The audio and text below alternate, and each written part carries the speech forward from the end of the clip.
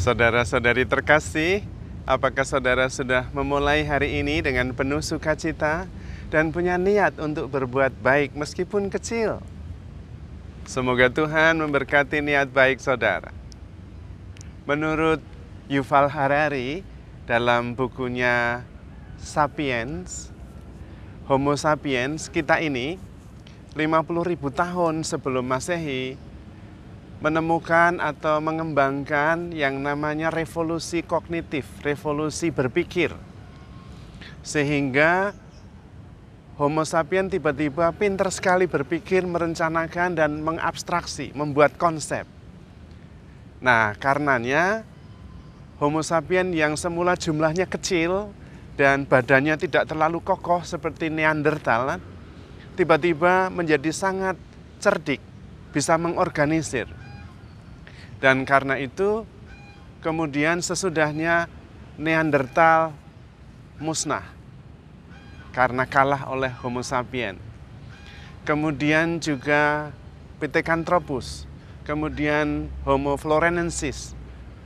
Semua spesies Homo, manusia, habis karena Homo sapiens ini. Dan kemudian tiba-tiba Homo sapiens ada di mana-mana. Karena Homo sapiens kemudian bisa mengembangkan kita ini. Perencanaan, mengatur, berpikir, menyerang binatang yang besar. Kamu di sana membawa tombak 2 orang, di sini membawa pedang 5 orang. Di sana membawa ketapel misalnya.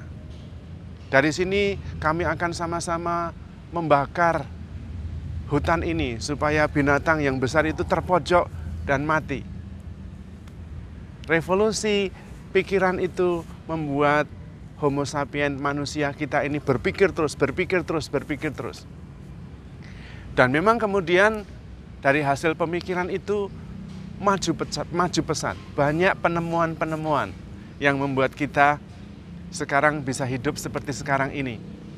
Tetapi ada negatifnya juga. Negatifnya adalah terjadi ketidakseimbangan. Terutama ketidakseimbangan kita. Kita itu mengembangkan kemudian kemampuan berpikir, kemampuan berpendapat, kemampuan membuat konsep, beropini. Dan sejak kecil kita dilatih seperti itu. Kita ditanyain waktu kecil, bagaimana? Kamu senang tidak sekolah? Itu opini, pendapat. Bagaimana pendapatmu tentang sekolah? Lalu senang tidak senang. Bagaimana tentang matematika? Waduh, pusing, tidak ngerti. Apa yang kamu suka tentang pelajaran? Menggambar, menulis misalnya. Tetapi kemudian yang terjadi adalah pendapat. Konsep. Tidak jelek. Tetapi kemudian kemampuan lain kurang berkembang. Yaitu empati kadang-kadang kurang berkembang. Karena pendapat, opini itu menghalangi, ngeblok kita untuk mengenal lebih dalam. Contohnya, kemudian kita tidak mengenal orang itu apa adanya. Contohnya adalah ketika kita kenalan dengan seseorang. Sebelum ketemu kita sudah punya konsep, sudah punya pandangan tentang orang itu. Sehingga akhirnya yang kita kenal adalah konsep saya tentang orang itu, bukan orang itu sendiri. Ketika ketemu, tidak menggarisbawahi perjumpaan, encounter. Tidak menggarisbawahi observasi, merasakan, mengalami, memahami, berempati itu kurang berkembang. Karena kemudian yang berkembang adalah konsep. Oh, dia orang baik. Oh, dia orang tidak baik. Oh, dia sulit dipercaya. Yang berkembang adalah konsep. Bukan pribadi ketemu pribadi, tidak. Bukan bieng ketemu bieng. Berbeda dengan ketemu ketika bayi. Ketika masih bayi, bayi itu belum bisa membuat konsep. Maka kita ketemu pribadi dengan pribadi. Kita diterima sebagai pribadi, bukan konsepnya. Bayi itu tidak ketemu kita, oh dia ini orang pandai, oh dia ini pejabat, oh dia ini statusnya tinggi, oh dia orang kaya. bayi, ora ngerti apa-apa, nggak ngerti apa-apa itu, tidak punya konsep. Yang disambut adalah kita sebagai pribadi, dan karena itu kita senang. Tapi dengan orang lain, orang begitu masuk saja di dalam ruangan, kita langsung menghakimi. Dalam arti beropini, berpendapat. Wah, ini bajunya bagus. Wah, rambutnya disanggul tinggi. Wah, ini dari kelas menengah. Oh, kayak ini orang miskin ini. Repot. Jadi sebelum apa-apa kita sudah berpendapat, beropini, menghakimi. Dan karena itu kita ahli sekali dalam menghakimi, tetapi tidak ketemu orangnya. Kita kurang mampu untuk berencounter, observasi. Benarkah dia seperti ini? Karena pendapat kita, opini kita, pandangan kita membuat tembok yang menghalangi kita untuk mengenali orang seperti apa adanya. Dan itu yang sering terjadi ketika dua orang berpacaran. Pacaran, saya kalau pendidikan kanonik saya tanyain, sudah berapa lama pacaran? Wah, udah lama Romo, 3 tahun. Jadi kamu sudah mengenal dia sebenar-benarnya. Ya, kurang lebih Romo. Bagaimana pendapatmu tentang dia? Wah, dia mempunyai gambaran yang luar biasa. Tetapi seringkali itu adalah konsep saya tentang dia, bukan dia sebenarnya. Karena seringkali perjumpaannya juga tidak intensif, lewat WA, video call, tidak mengalami bersama. Tidak sungguh-sungguh mengerti reaksi-reaksi dan juga proses internal di dalam dirinya. Nah, lalu tidak heran kalau seperti itu. Ketika menikah, waduh kacau balau. Karena ternyata yang saya kenal selama ini salah. Lah yang dikenal konsepnya, konsep tentang dia bukan dia, ayo bubar semua. Ketika hidup bersama kacau balau. Itu yang sering kali terjadi. Berpendapat itu boleh, tetapi jangan sampai menjadi tidak seimbang. Maka perlu mengembangkan yang namanya to see without eyes dan to know without mind. Bagaimana melihat tanpa mata, mengerti tanpa akal budi, tanpa pikiran.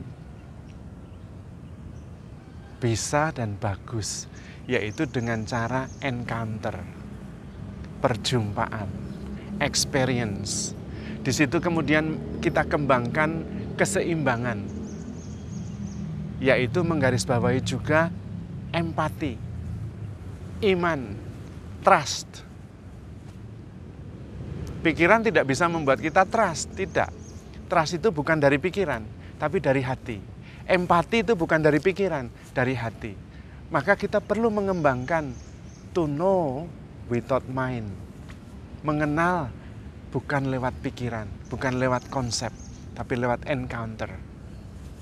Sehingga kita tidak menghakimi lebih dulu. Dan kemudian kita tidak bisa belajar. Tetapi kalau dengan encounter, experience, orang baik mengajar kita yang baik, orang tidak baik memberi pelajaran supaya kita hati-hati. Dan orang yang sungguh baik membuat kita sungguh-sungguh bisa terinspirasi. Nah, itu namanya to know without mind. Dan kita perlu mengembangkan itu. Karena seringkali sejak kita kecil, sekolah, studi, kuliah tidak seimbang. Yang berkembang itu konsep-konsep, opini, tapi perjumpaan kurang. Di kamar terus.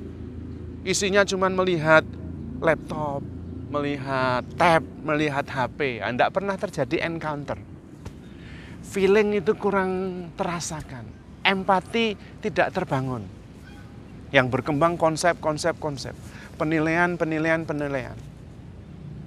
Dan kemudian tentu prejudis konsekuensinya, prasangka. Dan kita kehilangan pengenalan penuh. Karena setiap pribadi tetap misteri yang hanya bisa dimengerti dengan mengalaminya bersama.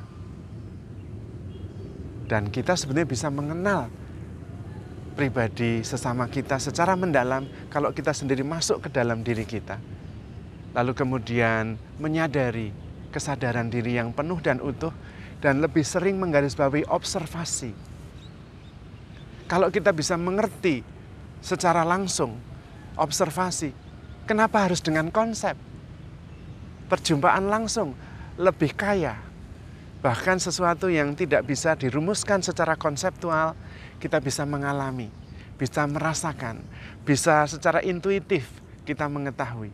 Seperti perjumpaan dengan bayi, perjumpaan dengan seekor anjing. Perjumpaan dengan seekor anjing itu tidak dengan konsep. Anjing tidak ngerti konsep.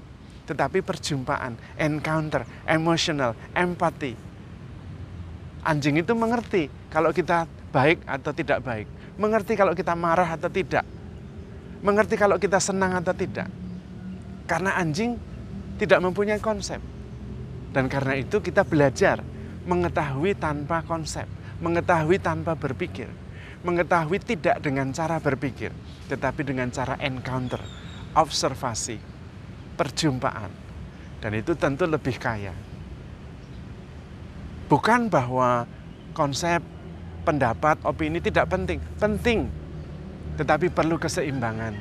Jangan sampai kita mengenal seseorang yang kita kenal konsep tentang orang itu, bukan orangnya. Karena tidak terjadi perjumpaan, tidak terjadi empati. Dan kita perlu bersama-sama mengalami yang kudus, yang ilahi, tidak bisa dengan konsep saja, tetapi dirasakan, dialami. Ketika pergi ke gereja, berlutut, menyembah, hening, kemudian menyaksikan orang-orang yang sungguh-sungguh kusuk.